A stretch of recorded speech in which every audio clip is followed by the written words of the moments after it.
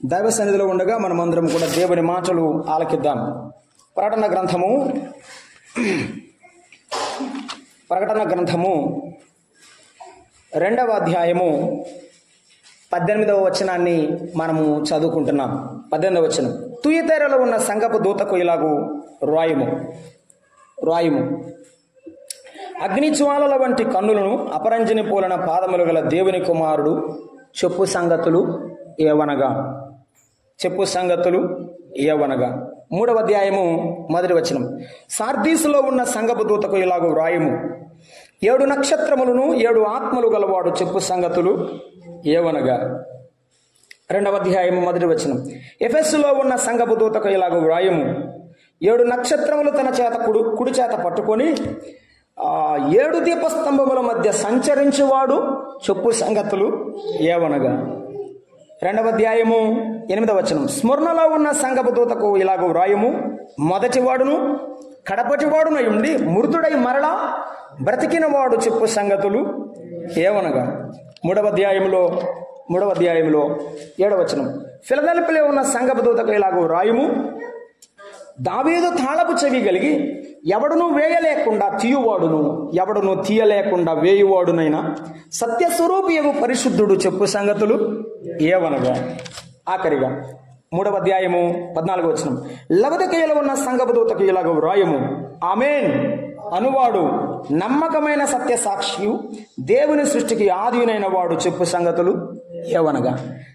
ఈవేళ ప్రభు మనతో చెప్పే సంగతులు విందాం, ప్రార్థన చేద్దాం. ప్రేమగల తండ్రి, స్తోత్రార్హుడైన దేవా, మీ పాదములకు వందనములు, స్తోత్రములు. ఆరాధనలో మీరు మాత్రమే మహిమ పొందినందుకు స్తోత్రములు. ఆరాధించిన ప్రతి బిడ్డ హృదయాన్ని దీవించండి, ఇంకా ఆధ్యాత్మికంగా బలపరచండి. ప్రభువా, మీ నామమునకు మహిమ, అపవాదికి అనంత నాశనం. మీ పిల్లలమైన మాకు దీవెన, దిద్దుబాటు, క్షేమం, ఆనందం కలిగించుమని క్రీస్తు యేసు నామమున ప్రార్థన చేసి వేడుకొనుచున్నాము తండ్రి, ఆమేన్. ప్రకటన గ్రంథంలో ప్రభువు చెప్పే మాటలు మనం చూస్తున్నాం. 7 సంఘాలకు ప్రభువారు వర్తమానాన్ని అందిస్తూ ఆయన ఎవరో, ఎటువంటి వాడో ఆయన చెప్పిన మాటలు మనం చదువుకున్నాం. మొదటి మాట మనం చదువుకున్నాం, ఆయన ఎటువంటి వాడు 2:18లో అగ్నిజ్వాలల వంటి కన్నులను అపరంజిని పోలిన పాదములు గలవాడు అని చెప్పాడు. అగ్నిజ్వాలల వంటి కన్నులు గలవాడు ఆయన. ప్రభావం ఎదుట, శక్తి ఎదుట ఎవరు నిలబడలేరు. అది ఆయన గొప్పతనం, ఆయన మహిమ. ఆయన చెప్తున్నాడు, అగ్నిజ్వాలల వంటి కన్నులు గలవాడు చెప్పుచున్న సంగతులు. 1వ అధ్యాయం చూడండి, 1వ అధ్యాయం 10వ వచనం, ప్రభువు దినమందు ఆత్మవశుడనై ఉండగా అన్నాడు. యోహాను భక్తుడు, ప్రభువు దినం అంటే ఆదివారం, ఆరాధన దినం. ఈరోజు ఆ ప్రభువు దినమందు యోహాను మాట్లాడుతున్నాడు. ఈ దినం ఏ దినం? ఈ దినం కూడా ప్రభు దినం, ఆదివార దినం. ఈ దినం కూడా ప్రభు మాట్లాడుతున్నాడు. ఆ దినం ప్రభు మాట్లాడుతున్నాడు. ఆ దినమందు యోహాను యేసయ్యను చూశాడు. యేసయ్యను 13వ వచనం, తిరుగగా 7 సువర్ణ దీపస్తంభముల మధ్య మనుష్య కుమారుని పోలిన ఒకరిని చూచిని, ఆయన పాదముల మట్టుకు దిగుచున్న వస్త్రము ధరించుకున్న రొమ్మునకు బంగారు దట్టి కట్టుకొని ఉండెను. ఆయన మహిమ కలిగిన దేవుడై సింహాసనాసనుడై కూర్చుంటే ఆయన మహిమను చూస్తున్నాడు యోహాను. ఆయన కీర్తిని చూస్తున్నాడు. ఆ దేవాతి దేవుని యొక్క మహిమను చూస్తుండగా ఆయన ఎలా ఉన్నాడంటే, ఆయన కన్నులు అగ్ని జ్వాలలు, నిప్పు కణికలు. ఆయన అగ్ని ఎదుట ఎవడు నిలబడటం లేదు. అందుకే 17వ వచనంలో, నేను ఆయనను చూడగానే చచ్చిన వాని వలె ఆయన పాదముల మీద, నాకు శక్తి లేదు, నాకు బలం లేదు. ఆ యేసయ్యను చూడగానే సాగిలపడ్డాడు యోహాను భక్తుడు. ఈవేళ లోకములో ఉన్న ఎవరైనా, లోకములో ఉన్న ప్రతి సృష్టిము కూడా ఆయనకే చెప్పండి సాగిలపడాలి. ప్రభువు చెప్పాడు సాతానుతో చెప్తూ, నీ దేవుడైన ప్రభువును మాత్రమే మొరక్క వలెను. ఆయనకు మ్రొక్కవలెనని. ఎందుకంటే ఆయన మహిమ గలవాడు, ఆయన మహిమ గలవాడు. ఆయన మహిమను గురించి రాస్తున్నాడు. ఆయన అగ్ని వంటి వాడు, అనగా ఆయన పవిత్రమైన వాడు, ఆయన పరిశుద్ధుడైన దేవుడు. 3వ అధ్యాయము 18వ వచనం అన్నాడు, సత్యస్వరూపియగు పరిశుద్ధుడు చెప్పు సంగతులు ఏవనగా. ఆయన పరిశుద్ధుడైన దేవుడు, ఆయన పరిశుద్ధుడు. ఆయన అగ్ని వంటి వాడు అంటే రెండవ అర్థం ఏమిటంటే ఆయన కాల్చివేయువాడు, ఆయన దహించు అగ్ని. అవును, ఆయన కన్నుల ఎదుట ఎవరు నిలబడలేరు. ఒక మాట చదువుకుందాం, ప్రకటన గ్రంథం 6వ అధ్యాయం. ఆయన ఎటువంటి పరిశుద్ధుడో, ఎంత పరిశుద్ధుడో 6వ అధ్యాయంలో యెషయా భక్తుడు చూస్తున్నాడు. ఈవేళ మనం కూడా చూద్దాం. 6వ అధ్యాయము 6వ వచనంలో, 6వ అధ్యాయం 1వ వచనం, రాజైన ఉజ్జియా మృతి పొందిన సంవత్సరమున అత్యున్నతమైన మహాసింహాసనమందు ప్రభువు ఆసీనుడై, ప్రభు ఏడున్నాడు? సింహాసనం మీద కూర్చున్నాడు. ఆయన చొక్కాయి అంచులు దేవాలయమును నిండుకున్నాయి. దేవాలయములో ఆయన ఉన్నాడు. ఆయన మందిరములో ఆయన కూర్చున్నాడు. ఆయన కూర్చుంటే ఆయన చొక్కాయి అంచులు దేన్ని నిండుకున్నాయి? దేవాలయము చుట్టూ ఉన్నాయి. ఆయన దేవాలయం మీద కూర్చుంటే సైన్య సమూహం, పరలోకపు సైన్య సమూహం ఇలాగ చెప్తున్నారు. ఏమని? వారు సైన్యములకు అధిపతి యెహోవా పరిశుద్ధుడు, పరిశుద్ధుడు, పరిశుద్ధుడు, సర్వలోకము ఆయన మహిమతో నిండి ఉన్నది అని చెప్తున్నారు. ఎలా ఉన్నారు దేవదూతలు?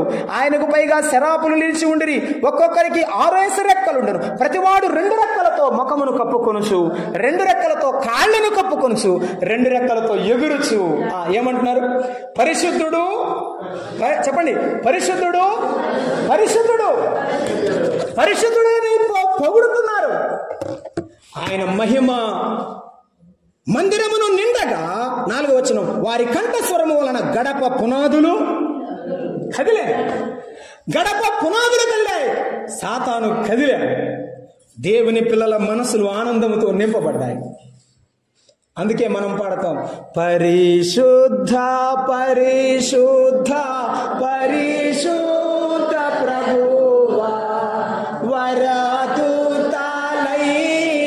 నిల్వా నింపగలవా, వరదూతలైన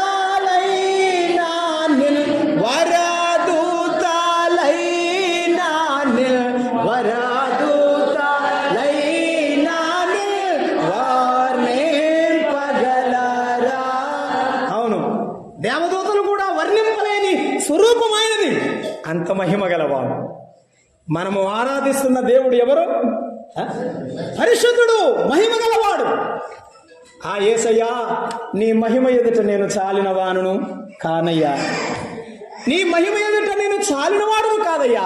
ఈ ఉదయకాలం నీ దగ్గరకు నన్ను నడిపించినందుకు వందనాలు ప్రభువా. నన్ను నడిపించినందుకు నీకు స్తోత్రం ప్రభువా. అవును, ఆ పరిశుద్ధుడైన దేవుని తలపోసుకో. ఆ పరిశుద్ధుడైన దేవుని ఎదుట భయపడు, గడగడ వణుకుచు ఆయన సన్నిధికి రండి. ప్రభు మహిమ చూపించేవాడు. యోహాను భక్తితో భయముతో దేవుని సన్నిధిలో ఆత్మవశములో ఉన్నాడు. దేవుని ఆత్మవశములో ఉండి ఆయన చూశాడు. ఈ ఉదయకాలం మనము కూడా ఆయనను చూసి ఆరాధించాం. ఎలాగునంటే ఆయన పరిశుద్ధుడని, ఆయన దహించు అగ్ని వంటి వాడని గుర్తుంచుకుందాం. 2వ మాట మనం చూస్తున్నాం చూడండి, ప్రకటన గ్రంథములో 2వ మాటను కూడా మనం జ్ఞాపకం చేసుకుందాం. ప్రకటన గ్రంథము మనం చదువుతున్న భాగంలోనే మనం చూస్తాం. ప్రకటన గ్రంథంలో 2వ అధ్యాయంలో 3వ అధ్యాయం 1వ వచనం, సార్దీసులో ఉన్న సంఘపు దూతకు ఇలాగ వ్రాయుము, 7 నక్షత్రములను దేవుని 7 ఆత్మలు కలవాడు చెప్పు సంగతి. ఆయన చేతిలో ఏమున్నాయి? 7 నక్షత్రాలు ఉన్నాయి. 7 ఆత్మలు కలిగిన వాడు ఆయన పరలోకములో సింహాసనం వేసుకొని కూర్చుని ఉంటే, ప్రకటన గ్రంథంలో మనం చదువుతాం, చుట్టూ 4 జీవులు ఉన్నాయి. ఏమున్నాయి? చుట్టూ 4 జీవులు ఉన్నాయి. ఆ 4 జీవుల మధ్యలో ఉన్నవాడు 7 ఆత్మలు కలిగిన వాడు. ఆయన 7 నక్షత్రములను చేతపట్టుకున్నవాడు. ఏమంటున్నాడు తెలుసా? 20వ వచనం, 1వ అధ్యాయం 20వ వచనం చూడండి. ఏమిటి ఆ నక్షత్రాలు? నా కుడి చేతిలో నీవు చూచిన 7 నక్షత్రములు కూర్చిన మర్మము, 7 సువర్ణ దీపస్తంభముల సంగతి వ్రాయము. ఆ 7 నక్షత్రములు 7 సంఘములకు దూతలు, 7 దీపస్తంభములు 7 సంఘములు. అనగా సంఘములను తన చేతిలో పెట్టుకున్నాడు. సంఘములంటే ఎవరు? మనమే. ఆయన సంఘం. ఎవరి చేతిలో ఉన్నాం మనం? ఆయన చేతిలో ఉన్నాం. నా గొర్రెలను ఎవడు నా చేతిలో నుండి అపహరింప లేడు. అది ఆయన విజయం, అది ఆయన యొక్క పరిశుద్ధత, మహిమ. నా చేతిలో నుండి ఎవడు అపహరింపలేడు. నా చేతిలో నుండి ఎవడు అపహరింపలేడు. నా గొర్రెలను నా తండ్రి చేతిలో నుండి ఎవడు అపహరింపలేడు. ఆయన నక్షత్రములను పట్టుకున్నవాడు, ఆయన తన పిల్లలను పట్టుకున్నవాడు, ఆయన పట్టుకున్నవాడు, మనలను పట్టుకున్నవాడు, మనలను భద్రం చేస్తున్న దేవుడు యేసయ్య. ఆయన పరిశుద్ధుడే కానీ మనల్ని పట్టుకున్న దేవుడు. అందుకని వచ్చాం. మనల్ని పట్టుకున్న దేవుడు. మూడవ వచనాన్ని మనం చదువుకుంటున్నాం. చూడండి, మూడవ మాట, రెండవ అధ్యాయము 8వ వచనం. స్మరణలో ఉన్న సంగపు దూతకు ఇలాగేమో, మొదటివాడు ఆయనే, కనబడివాడు ఆయనే. ఈ సృష్టిని ప్రారంభించిన వాడు ఆయనే, ఈ సృష్టిని ముగించేవాడు. నిన్న నేడు ఏకరీతిగా ఉన్నవాడు యేసయ్య. ఆయనలో మార్పు లేదు. ఆయన మారని దేవుడు. ఈ మనిషి రంగులు మారుస్తాడు, ఈ మనిషి పూటకు ఒక రకంగా మారుతాడు, కానీ మారని వాడెవరు? యేసయ్య. ఆయన మారని దేవుడు, ఆయన మార్పు లేనివాడు. మారని దేవుడవు నీవేనయ్యా, మరుగై ఉండలేదు నీకు యేసయ్యా. సుడులైనా సుడిగుండాలైనా వ్యధలైనా వ్యాధి బాధలైనా మరుగై ఉండలేదు నీకు ఏదయ్యా, మరుగై ఉండలేదు నీకు యేసయ్యా. మారని దేవుడవు నీవేనయ్యా, మరుగై ఉండలేదు నీకు ఏదయ్యా. ఆయన మారని దేవుడు, ఆయన మార్పు లేదు. నిన్న నేడు ఏకరీతిగా ఉన్నాడు. ఆయన మొదటివాడు, ఆయన సృష్టిని ప్రారంభం చేసిన వాడు. ఆయన తన నోటి మాటతో సృష్టిని సృష్టించిన దేవుడు. ఆయన సృష్టిస్తే ఈ సృష్టి కలిగింది. కలుగుగాక ఆకాశమా, కలుగుగాక భూమి, కలుగుగాక. కలిగాను. ఆహా, మన దేవుడు ఎంత అద్భుతవంతుడు, మన దేవుడు ఎంత ఆశ్చర్యవంతుడు. ఆయన కలిగించిన దేవుడు. అవును, ఆయన ఆదిలో కలిగించాడు. రేపు అంతములో భూమిని ఆకాశమును ఉత్తరీయము వలె చిన్న చాపలాగా ఏం చేస్తాడట? మడిచి వేస్తాడు, చుట్టి వేస్తాడు, ఇసిరి వేస్తాడు. అయితే బతికినంతకాలం ఆయన కొరకు భయపడుతూ బతుకుదా. ఆయన మొదటి వాడని, ఆయన ముగించేవాడని. అసలు మన జీవితానికి ప్రారంభం ఎవరు? ఆయనే. తల్లి గర్భంలోని తీసిన వారెవరు? ఆయనే. రేపు మనము మరణించాలన్న సమయాన్ని నిర్ణయించేవాడు ఆయనే. అందుకని శరీరమును చంపువానికి భయపడక, శరీరమును ఆత్మయు చంపువానికి భయపడ. రెండవ మాట చూస్తున్నాం, మృతుడయ్యాడు. ఆయన చేతిలో భద్రం చేయడానికి మన కోసం ఏం చేశాడు? ఆయన చనిపోయాడు. అవును, పేతురు రాస్తున్నాడు ఎలా చనిపోయాడు. పేతురు రాసిన మొదటి పత్రిక 2వ అధ్యాయాన్ని మనం జ్ఞాపకం చేసుకుందాం. చూడండి, 2వ అధ్యాయము 21, 22, 23 వచనం. క్రీస్తు కూడా మీ కొరకు బాధపడి మీరు తన అడుగుజాడలను నడుచుకున్నట్లు మీకు మాదిరి ఉంచిపోయాను. ఆయన పాపము చేయలేదు, ఆయన నోట ఏ కపటమును కనబడు.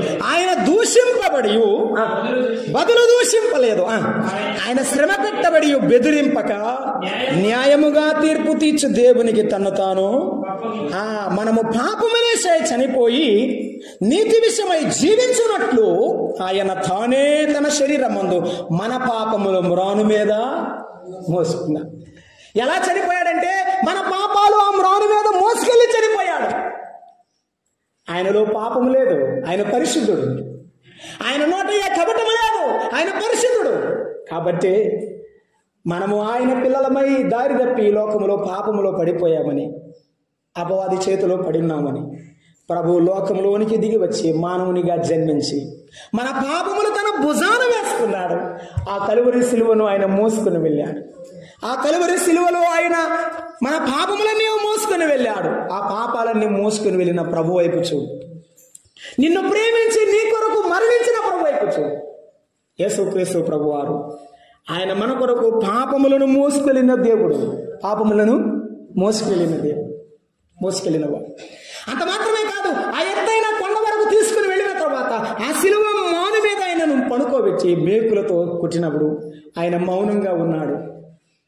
ఇందాక ఆరాధనలో పడుకున్నాం, ఎంతో దుఃఖము పొందితివా ప్రభువా, ఎంతో దుఃఖము పొందితివి. మన కొరకు దుఃఖమును పొందినవాడు ఆయన, శ్రమను పొందాడు. అయినా సిలువలో అన్నాడు, తండ్రి వీరేమి చేయుచున్నారో వీరు ఎరుగరు గనుక వీరిని క్షమించు. మన పాపాలను ఎరుగరని మనకు తెలియవని క్షమించాడు యేసయ్య. మనను ప్రేమించాడు యేసయ్య. ఈ ఉదయకాలం యేసయ్య మాటలు వింటున్న నీవు ఆయన నీ కొరకు ఎలా చనిపోయాడో అర్థమైందా? నీ కొరకు ఎలా చనిపోయాడో నీకు తెలిసిందా? మృతుడై అన్నాడు. ఆ సిలువలో చనిపోయిన తర్వాత అమ్మా వినండి, ఆ సిలువలో చనిపోయిన తర్వాత అందరూ ఏమనుకున్నారంటే ఇక చనిపోయాడు, ఇక లేవడు అనుకున్నాడు. లేవడనుకున్నాడు. సాతానుడు సమాధి దగ్గరకు వచ్చి, ఏమి మరణమా, యేసయ్యను బంధించావా? బంధించాను. ఇక లేవడు, ఇక్కడ రామా సైన్యం ముద్రలేసింది, ఇక లేవడిక అని ఆ మరణము సాతానుతో చెప్తుంటే, మూడవ దినమున యేసయ్య తిరిగి లేవగానే సాతాను పారిపోతున్నాడంట. ఓ సాతానా ఆగాగు, ఓ మరణమా ఆగాగు అని అడుగుతుంటే, ఓ మరణమా నీ ముల్లెక్కడా, నీ విజయం ఎక్కడా అని యేసయ్య కేకలేస్తుంటే, నేను రానని మరణం ఏమైంది? పారిపోయింది. ఆయన మరణము మీద జయం పొందినవాడు, మన చేతిలో పట్టుకున్నవాడు, మన కొరకు మరణించిన వాడు, మన కొరకు మరణము మీద జయమును పొందినవాడు. అందుకని భక్తుడు పాట రాశాడు, పునరుద్ధానుడా నా యేసయ్యా, పునరుద్ధానుడా నా యేసయ్యా, మరణము గెలిచి బ్రతికించితివి నన్ను, మరణము గెలిచి బ్రతికించితివి నన్ను, స్తుతి పాడుచు నిన్నే ఘనపరచుచు ఆరాధించదనిలో జీవించుచు, స్తుతి పాడుచు నిన్నే ఘనపరచుచు ఆరాధించదనిలో జీవించుచు, పునరుద్ధానుడా నా యేసయ్యా. చూశారంటే, అందుకే నిన్ను స్తుతిస్తాను ప్రభువా, నా కొరకు చనిపోయి తిరిగి లేచావు, మరణము మీద విజయం ఇచ్చావు. ఆ మాట మనం ఎక్కడ చూస్తాం? దేవుడు మనకు మరణం మీద విజయం ఇచ్చిన సంగతి యోహాను సువార్త 5:24, నా మాట విని నన్ను పంపిన వాడని విశ్వాసం ఉంచువాడు తీర్పులోనికి రాక మరణములో నుండి జీవంలోనికి దాటి ఉన్నాడు. మరణములో పడిపోకుండా, పాతాళములో పడిపోకుండా యేసయ్య మనల్ని జీవంలోనికి తీసుకుని వచ్చాడు. ఎలా? యేసయ్యా నేను పాపినయ్యా, నన్ను క్షమించు. అయ్యా నేను పాపిని, నన్ను క్షమించమని అడిగితే యేసయ్య మనల్ని ఏం చేశాడు? క్షమించాడు. యేసయ్య మనల్ని క్షమించాడు. అందుకని ఈ ఉదయకాలం యేసయ్య సన్నిధిలో ఆరాధన చేయడానికి కూర్చోండి. ఈ ఉదయకాలం యేసయ్య సన్నిధిలో ఆరాధన చేయడానికి కూర్చోండి. ఒకటి, ఆయన అగ్నిజ్వాలల వంటి నేత్రములు గలవాడు, ఆయన పవిత్రుడు. రెండు, ఆయన నక్షత్రములను చేతిలో పట్టుకున్నాడు, ఆయన పిల్లలను భద్రపరిచేవాడు యేసయ్య, భద్రం చేసేవాడు యేసయ్య. మూడు, మనము ప్రకటన గ్రంథం ఇందాక చదువుకున్నాం, ఆయనే మొదటివాడు, ఆయనే కడపటివాడు. కాబట్టి మన కొరకు మరలా మృతుడైన బ్రతికిన దేవుడు. ఆయన పునరుత్థానుడు. ఒకటి ఆయన పరిశుద్ధుడు, ఒకటి ఆయన తన పిల్లలను కాపాడే రక్షకుడు, మూడు ఆయన పునరుత్థానుడు, తన పిల్లల పాపము కొరకై రక్తమును చిందించిన మరణమును జయించిన పునరుత్థానుడు మన ప్రభు అయిన యేసుక్రీస్తు వారు. 2వ అధ్యాయం 1వ వచనం. ఎఫెసులో ఉన్న సంఘపు దూతకు ఇలాగ వ్రాయము, 7 నక్షత్రములు తన కుడి చేత పట్టుకొని 7 దీపస్తంభముల మధ్య సంచరించువాడు చెప్పు సంగతులు. ఏడ సంచరిస్తున్నాడు ఆయన? 7 నక్షత్రముల మధ్య, 7 దీపస్తంభముల మధ్య, ఆ దూతల మధ్య, సంఘముల మధ్య సంచరిస్తున్నవాడు ఎవరు చెప్పండి? యేసయ్య. యేసయ్య ఉన్నాడు, యేసుప్రభు ఉన్నాడు. 2 ముగ్గురు ఎక్కడ కూడి ఉందురో వారి మధ్యలో నేనుంటాను. ఇప్పుడు ఇక్కడ ఎవరున్నారు? యేసయ్య ఉన్నాడు, యేసయ్య ఉన్నాడు. ఈ 2 ముగ్గురు మధ్యలో ఆయన సంచరిస్తున్నాడు, తిరుగుతున్నాడు, ప్రతి వ్యక్తిని చూస్తున్నాడు, నిన్ను కూడా చూస్తున్నాడు, నన్ను కూడా చూస్తున్నాడు. యేసయ్య జాగ్రత్త. యేసయ్య మన మధ్య సంచరిస్తున్నాడు, జాగ్రత్త. యేసయ్య మనల్ని చూస్తున్నాడు, జాగ్రత్త. యేసయ్య మనల్ని చూస్తున్నాడు. ఈవేళ నిన్ను చూస్తున్న దేవుడు యేసయ్య, నీతో మాట్లాడుతున్నవాడు యేసయ్య. ఈ దీపస్తంభముల మధ్య తిరుగుతూ ఉన్నాడు. ఆ ఎఫెసు సంఘములో ఉన్నాడు, స్మరణ సంఘములో ఉన్నాడు, త్రిదేర సంఘములో ఉన్నాడు, సార్దీసులో ఉన్నాడు. ఇదిగో ఈ కొంగనపల్లి సంఘములో కూడా ఆయనే ఉన్నాడు.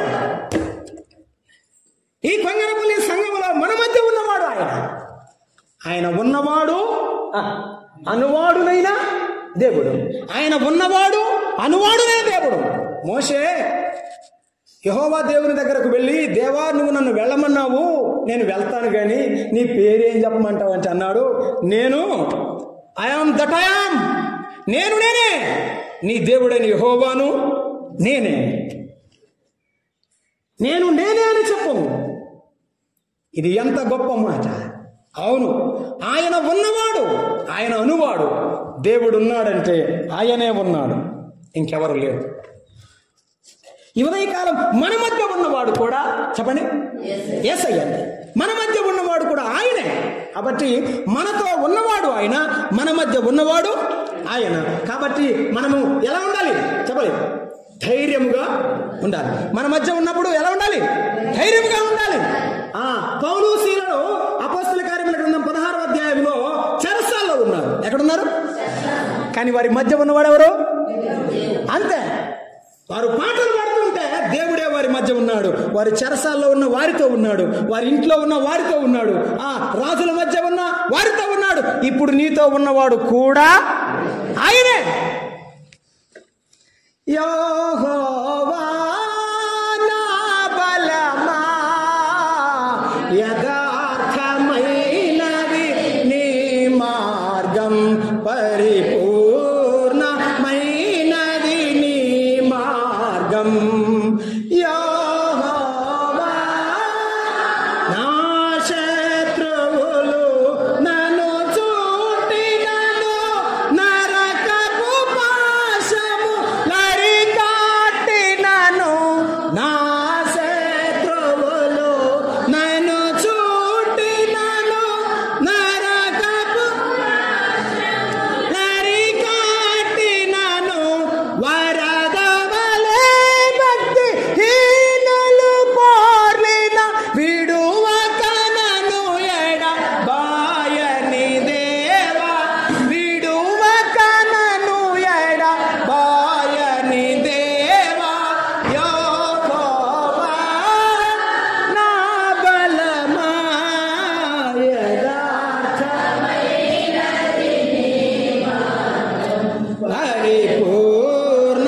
పరిపూర్ణమైనది నీ మార్గం. అవును, ఈ సంగముల మధ్య సంచరించుచున్నవాడు మనల్ని విడువని దేవుడు, ఎడబాయని దేవుడు మన మధ్య సంచరిస్తూ ఎరుగుతున్నాడు. గుర్తుంచుకుందాం, నీలో తప్పిదం ఉంటే ఒప్పుకో, నీలో పొరపాటు ఉంటే ఒప్పుకో. ప్రభువా నన్ను క్షమించు నాయన, నాకు ఈ చిన్న తప్పిదం ఉన్నది. ప్రభువా నీకు ఆయాసకరమైన ఉంటేమో తీసివేయి ప్రభువా, నీ ఆత్మతో నన్ను నింపు ప్రభువా అని ప్రభువుని ఆహ్వానించండి. ప్రభు వచ్చి మన హృదయాల్లో ఉండి ఆయన గొప్ప కార్యము జరిగించుచున్నాడు. నేటికి ఆయన ప్రభువుగా, దేవుడుగా ఆయన నిరూపించుకొనుచునే ఉన్నాడు. ఆయన నీకు బలహీనతలో ఆదుకున్నవాడెవరు? ఆయన. నీ అనారోగ్యంలో నీతో ఉన్నవాడెవరు? ఆయన. నీ శోధన సమయంలో నీ ప్రక్కన ఉండి నడిపించిన వారెవరు? అయ్యో, ఈ చిన్న పనిలో గొప్ప అపాయం జరిగింది, కానీ దేవుడే నన్ను కాపాడాడని ఎన్నిసార్లు చెప్పావు? ఈ రోజు కూడా అదే చెప్పు. యేసయ్యా నాతో ఉన్నందుకు స్తోత్రం, నాతో ఉండి నడిపిస్తున్నందుకు స్తోత్రం. మన ప్రభువైన యేసుక్రీస్తు వారికి మహిమ కలుగును గాక. ఆయన పరిశుద్ధుడైన దేవుడు, ఆయన తన బిడ్డలను భద్రపరుచువాడు, ఆయన పునరుత్థానుడు, ఆయన తన బిడ్డల మధ్య సంచరించువాడు. ఆఖరి మాట మనము జ్ఞాపకం చేసుకుంటూ ముందుకు సాగుతున్నాం. 12వ వచనం, పెర్గములో ఉన్న దూతకు ఇలాగ వ్రాయము, వాడి అయిన రెండంచులు కలిగిన ఖడ్గము. ఏముంది ఆయన దగ్గర? రెండంచులు కలిగిన ఖడ్గమున్నది. ఏమిటి ఖడ్గం? అపొస్తలుడైన పౌలు రాసిన మాట, ఆ వాక్యమనే ఖడ్గమును చేతబుచ్చుకొని అన్నాడు. ఏమి ఖడ్గం ఇది? అంతే. ఆయన దగ్గర రెండంచులు కలిగిన ఖడ్గం. అది నన్నైనా కట్ చేస్తుంది, నరుకుది. నిన్నైనా నన్నైనా ఎవరినైనా ఏం చేస్తుంది? ఖండిస్తుంది అంటే అది కట్ చేసే ఖడ్గం. అది ఆయన వాక్యమనే ఖడ్గం. ఎవరు ఆయన ఎదుట నిలవలేరు సుమా. నేను నీవు మానవులం, మనమందరం మనుషులం, నిలవలేం. ఆయన దగ్గర నిలబడిన మానవుడు నిలవబడిన శక్తే లేదు. ఆయన రెండంచులు కలిగిన ఖడ్గము గలవాడు. ఈ ఖడ్గము రేపు రాబోతా ఉంది. ఆయన దిగి వచ్చినప్పుడు లోకం మీదకి మరలా ఖడ్గము రాబోతుంది. జాగ్రత్త. ఆయన ఉండగానే మారు మనసు పొందు, ఆయన ఉండగానే రక్షింపబడు, ఆయన ఉండగానే అయ్యా నేను పాపినయ్యా, అయ్యా నేను అపరాధిని ఒప్పుకో. సాతానుడు ఒప్పుకోకుండానే పాడైపోయాడు. సాతాను కూడా వచ్చి ప్రభువా నేను పొరపాటు అయిపోయిందంటే దేవుడు క్షమించేవాడే, కానీ సాతానుడు కూడా పాడైపోయింది. అందుకే ఈవేళ నీ జీవితం కూడా అంతే, నా జీవితం కూడా అంతే. నా చిన్న తప్పులు క్షమించను ఆయన, నన్ను నీ బిడ్డగా అంగీకరించమని వాడు.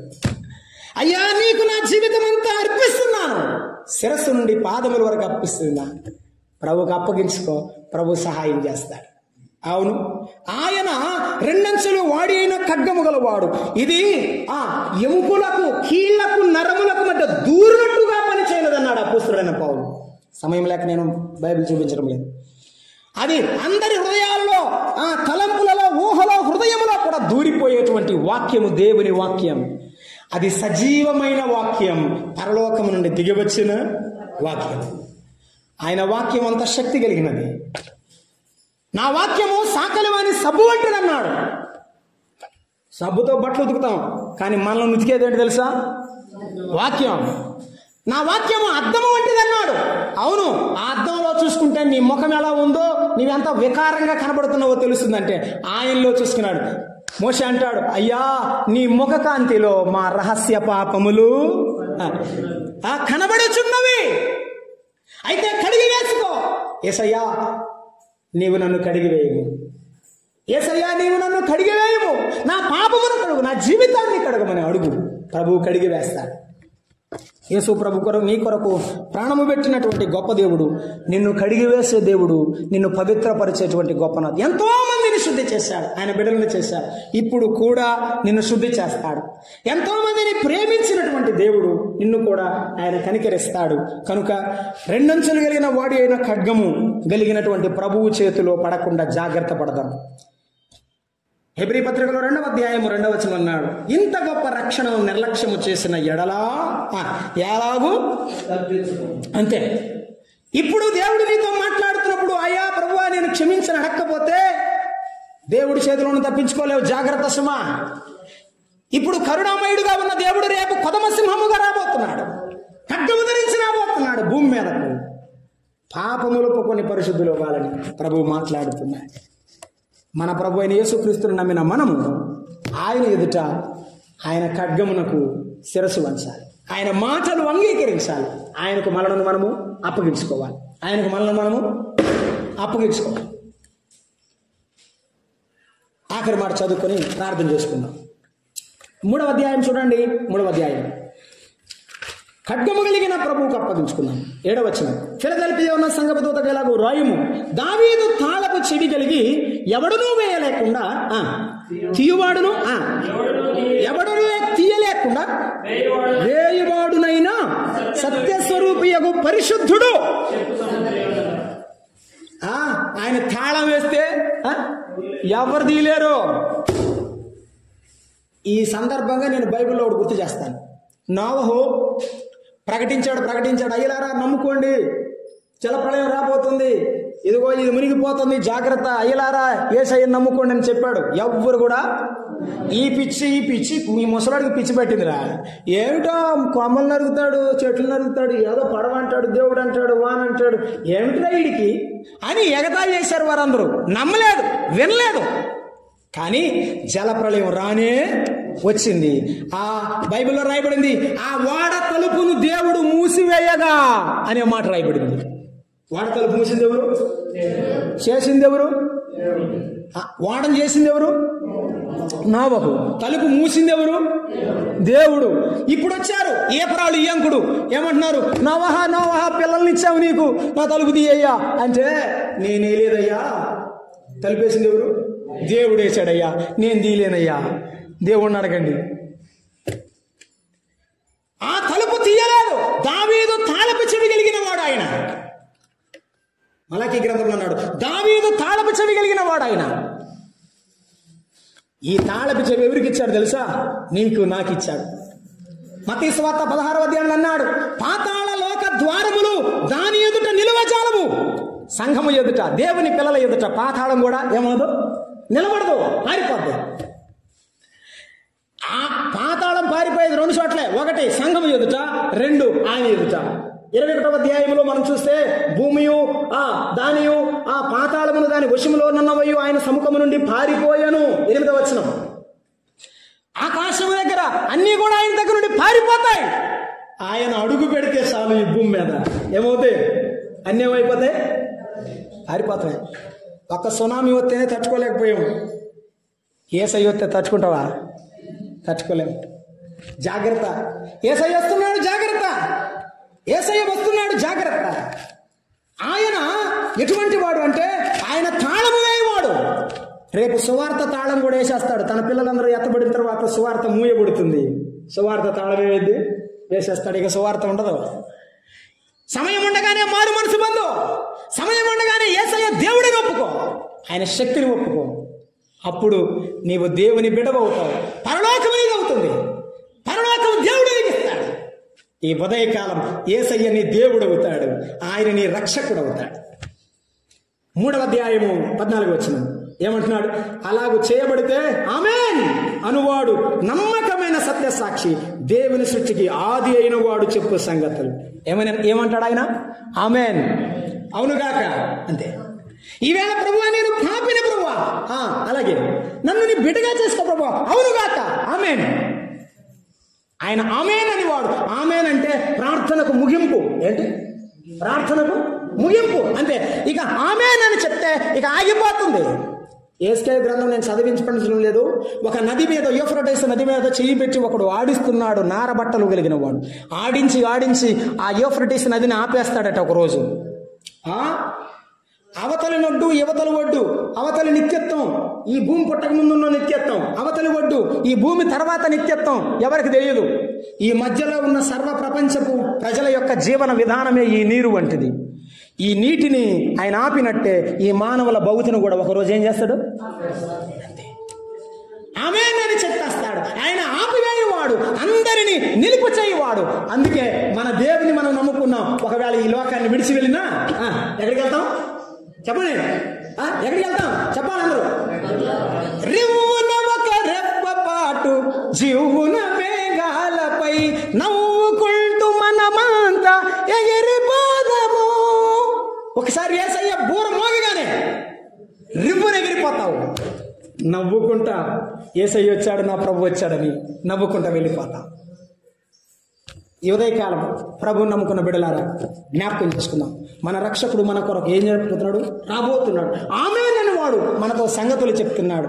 ఆలకిద్దాం, యేసయ్య నామమును అంగీకరిద్దాం. ప్రభు బిడ్డలుగా తీర్చబడాలని ప్రేమతో తెలియచేస్తున్నా. నమ్మిన మనం ఆయనను పరిశుద్ధుడుగా, మనలను భద్రపరిచే రక్షకుడుగా, మన పునరుత్థాన శక్తి కలిగిన దేవుడుగా, మన మధ్య సంచరించుతున్న దేవుడుగా, రెండంచులు వాడగలిగిన వాక్యం అనే ఖడ్గము కలిగిన దేవుడిగా, తాళపు చెవిని ముగించేవాడుగా, ఆమేనని చెప్పేవాడుగా మన మధ్య ఉండగా, అవును ప్రభువా నీవే సర్వాధికారివి, సర్వశక్తి సంపన్నుడును ఒప్పుకొని ప్రభు నామాన్ని మహింపరుద్దాం. తల వంచండి, ప్రార్థన చేద్దాం. ప్రతి బిడ్డ తల వంచండి, ప్రార్థన చేద్దాం. తల వంచండి, ప్రార్థన చేద్దాం. సర్వాధికారమైన దేవా, సర్వశక్తి సంపన్నుడా, మీ అధికారం ఎదుట ఏ మానవుడు గాని శక్తి గాని చాలవు. మీ నామానికి మహిమ తెచ్చుకున్నందుకు స్తోత్రములు. ఆరాధనలో మీరు ఉండి మీరు మా యొక్క స్తుతులను పొందినందుకు స్తోత్రములు. వాక్యంలో మాతో మాట్లాడిన తండ్రి మీకు స్తోత్రములు. మీ శక్తితో మమ్మల్ని నింపండి, మీ బలముతో నింపండి.